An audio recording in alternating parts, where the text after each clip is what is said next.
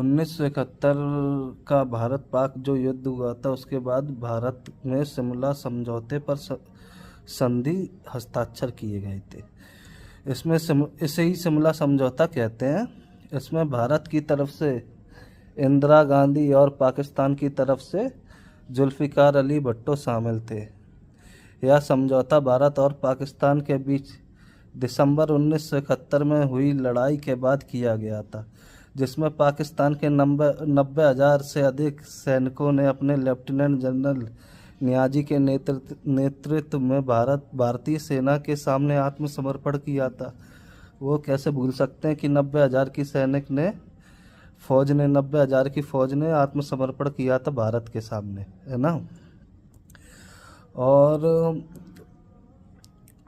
तत्कालीन पूर्वी पाकिस्तान को बांग्लादेश के रूप में पाकिस्तान के शासन से मुक्त किया था, मुक्ति प्राप्त हुई थी। यह समझौता करने के लिए पाकिस्तान के तत्कालीन प्रधानमंत्री जुल्फ़िकार अली भुट्टो अपनी पुत्री बेनज़ीर भुट्टो के साथ 28 जून 1972 को शिमला में पधारे थे। ये वही भुट्टो थे जिन्होंने कहा था कि घास की रोटी खाकर भी भारत से हजारों वर्ष तक युद्ध करने की कस्में खाई थी। वही भुट्टो थे जिन्होंने कहा था कि घास की रोटी खा लेंगे लेकिन भारत से युद्ध जरूर करेंगे। 28 जून से 1 जुलाई तक दोनों पक्षों में कई दौर की वार्ता हुई, परंतु कोई समझौता नहीं हो पाया। इसके लिए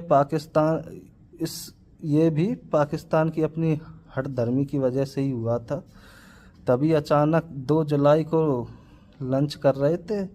लंच से पहले दोनों ही पक्षों में समझौता हो गया, जबकि भुट्टो को उस दिन वापस भी जाना था पाकिस्तान।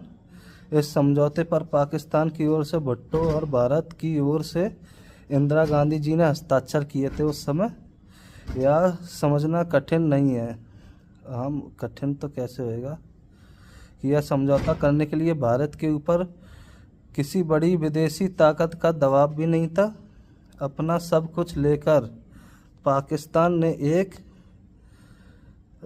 आश्वासन भारत को दिया था कि भारत और पाकिस्तान के बीच कश्मीर सहित जितने भी विवाद हैं उनका समाधान आपसी बातचीत से ही किया जाएगा, कि आपसी बातचीत में ही करेंगे और अंतर्राष्ट्रीय स्तर पर उन्हें नहीं उठाएंगे, अंतर्राष्ट्रीय मंच पर उनको नहीं ले जाएंगे। लेकिन अकेले आश्वासन